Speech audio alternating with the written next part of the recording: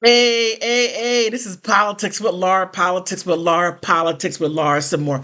Look, I got a wild one for you. And it's so wild that I'm getting ready to expose the Congressional Black Caucus. Oh, yes. Oh, yes. Oh, yes. These are the first ones out there saying, racism, racism, racism. Oh, my goodness. They scream it, they yell it, they talk it. But guess what? They are racist themselves. You're like, PWL, what you talking about? Girl, what you talking about? Uh, they say it themselves. The Congressional Black Caucus is filled with Democrats, not one Republican. You even have a part of the Democratic Congressional Black Caucus. You have a representative or a delegate from the Virgin Islands that are like, yeah, I want to be a part of that too. Yeah. Yeah. Yeah. Matter of fact, check out these people. Check them out. Just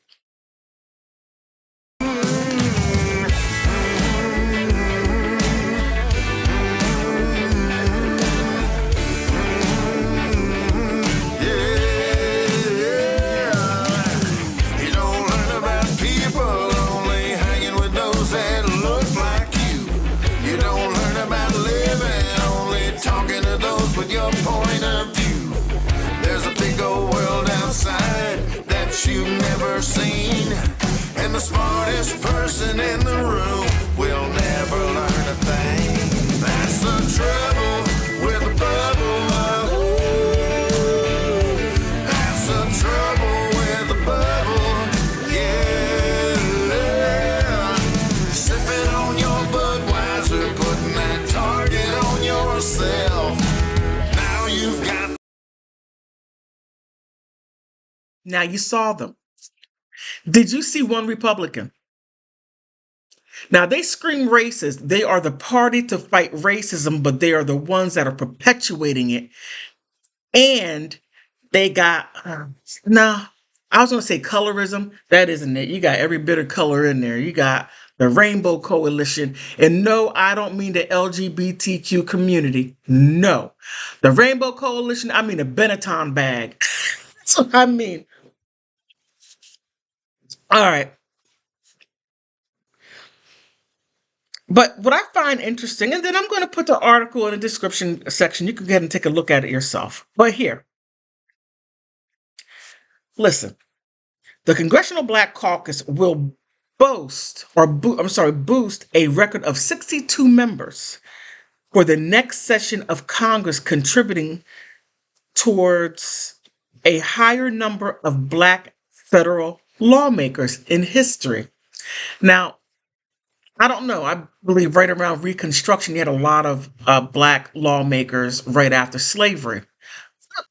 Okay, according to the post-election report by the organization shared with NBC News, I don't know. In all, 67 people will serve in Congress. Five Republican members are not listed as members of the Congressional Black Caucus. Quite interesting. Very interesting. No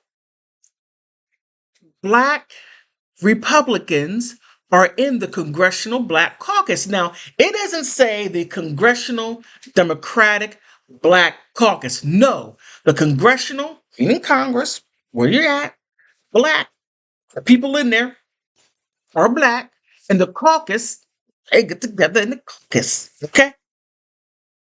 But while the caucus members who plan to uphold a policy agenda for Black and marginalized people, right there. Let's not go any further. Let's not go any further. Now, they're saying black and marginalized people. Now, it's quite interesting that whenever Black Americans ask for something, they got to connect it to another marginalized people. It has always happened. You don't have Latinos and marginalized people. You don't have Asians and marginalized people. You don't have white and marginalized people. No, nah, it's only Black and marginalized people. Now, My question is this: who are these marginalized people? And when you get to the marginalized people and when the agenda and policies are written, guess what the black people are? Way back, way back yonder. You don't see black Americans and the agenda. If it's anything, what occurs is we get gaslit, we get uh lewd, booed, and tattooed. I mean, we are the Uncle Fester in the back room that nobody wants to talk to. Yes, way back there. Most definitely. But however, when it comes to an agenda or a Black American agenda, it's always, oh, well, we need to do a study. Oh, but then you're able to give 28 million illegal immigrants food, clothing, shelter. You kick some old people out of their senior citizen up there in Rhode Island. You throw them out.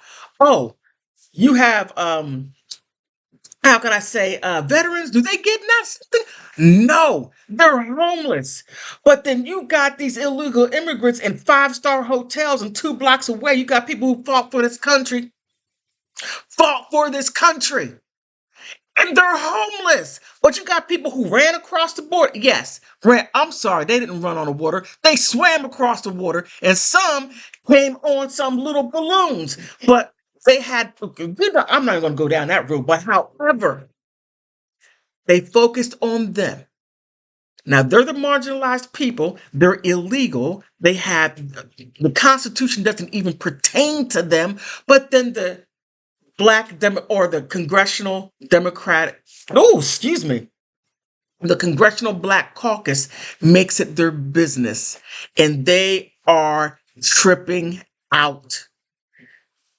But let me hold off on that. Let me get back into the confines of the article. Okay. We always have been the conscience of Congress. That's a damn lie. Wait a minute. Wait. The conscience. Cory Booker. Check this out. You were over at P. Diddy's party. Matter of fact, I'm going to have him dancing. Maxine Waters. Kamala, you're not even a part. Well, you were a part of it. I don't know if you were with the Congressional Black Caucus. I don't know where you were when you were in Congress, but you only served one term. But I digress from that point. But you were at P. Diddy party too. Is that why you let him run amok as long as he did in California? Yo, Letitia. Okay, I digress from my point. But the conscience of the Congress. Man, you got the conscience for everyone else but Black Americans. Check out what they did over there in California. Just check that out.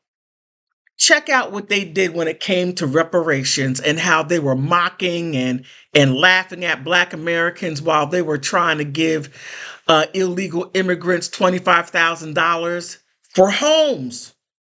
They just came across the border to give them homes. Did it come to legal immigrants? They didn't give them sugar, honey, nor iced tea. They gave them no thing.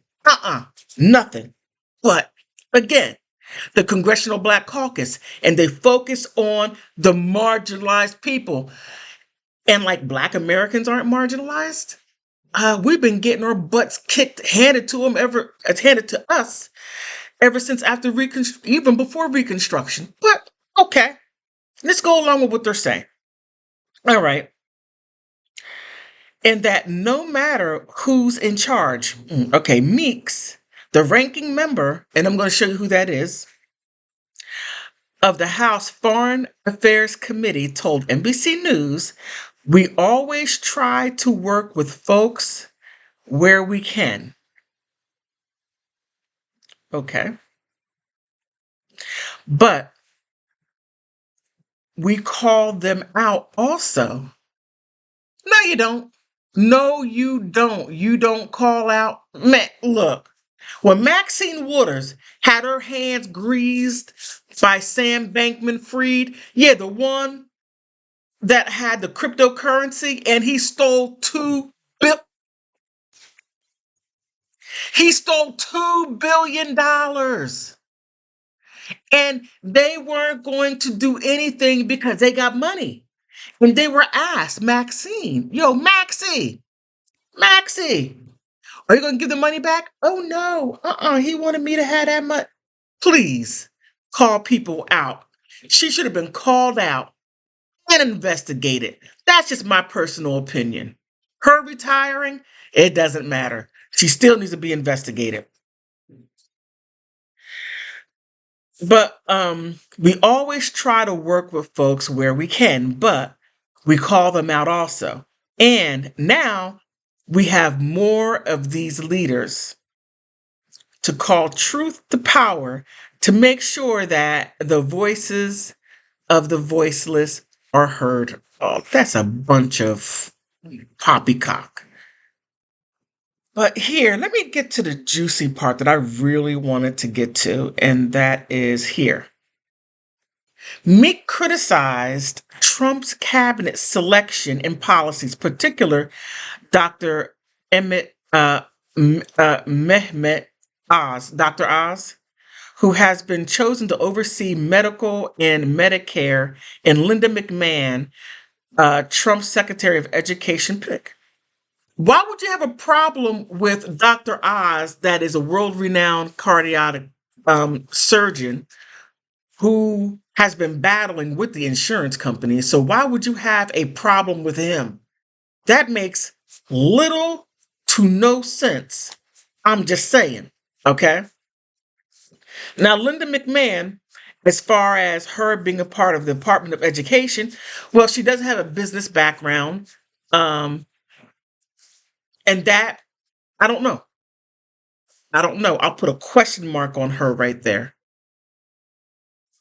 But you had no problem with the choices that Biden had made. And I'm not doing tit for tat. I'm not doing that. But the Democrats have made some very questionable choices, like the one who was over. Oh, well, he was a DEI hire. He was the one that came in women's gowns, ball dresses, and he would go to work wearing lipstick.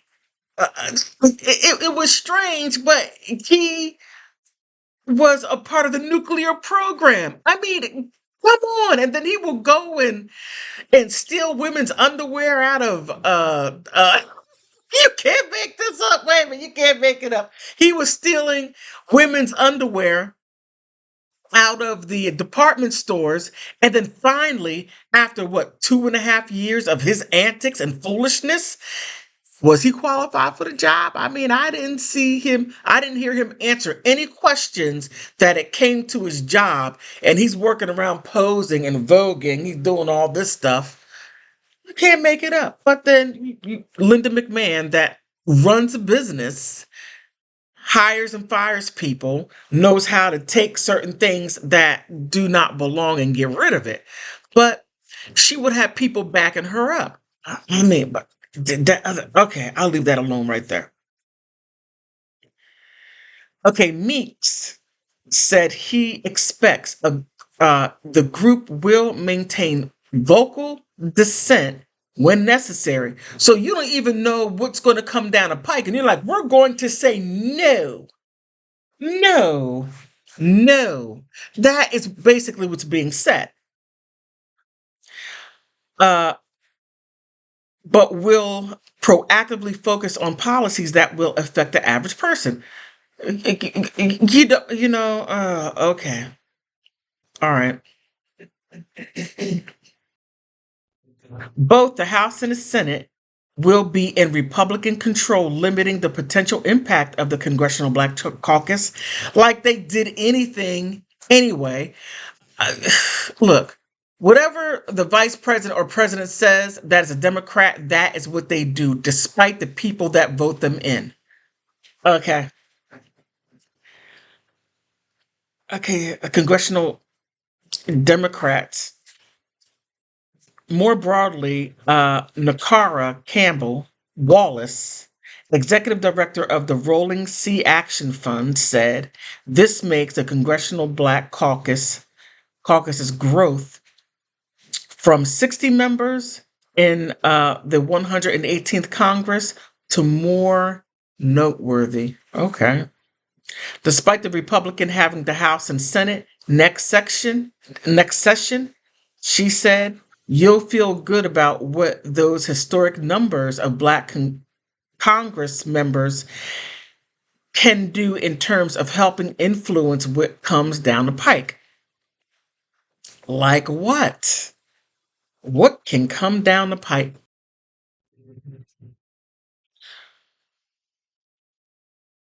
We'll, we'll be making it clear that in just 2 years, we can reverse and stop some of the things that some of the tragedies of the administration elect. He continued and said that their policies will be putting the plague on the communities as well as poor white communities. And it's going to have an effect on the whole country. So that right there is what your plans are to reverse.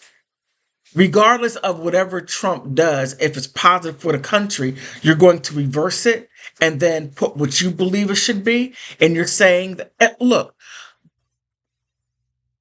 how many people voted. Look, the whole country went red. Just take a look. Believe me, look. It went red. So what you're talking about, people aren't buying. And in fact, especially many Black Americans, especially the men that you gaslit, sat down and didn't even vote because you're not giving anything. And whenever we ask for something, Kamala Harris says, I don't do anything specifically for Black Americans. No, I'm going to do something for everyone. But then the first thing that was signed was Asian hate crime. And guess who's behind it? The Congressional Black Caucus. I mean, you see Black Americans dying in the street, but they do absolutely nothing about it. But these are the people that have been voted in, and they're doing the will of their corporate masters, not the constituents that voted them in. But, let's see how this goes. Let's see. But they're falling all over the place and they're upset. And the fact that they don't have any Republicans in the Congressional Black Caucus and they have Republican congressmen, they have Republican senators that are Black and they are excluded. Interesting. But you are the party of inclusion. No, you're the party of exclusion. On that note, please like, subscribe. And if you want to jump out the window, become a member. On that note, I want to thank you for stopping by.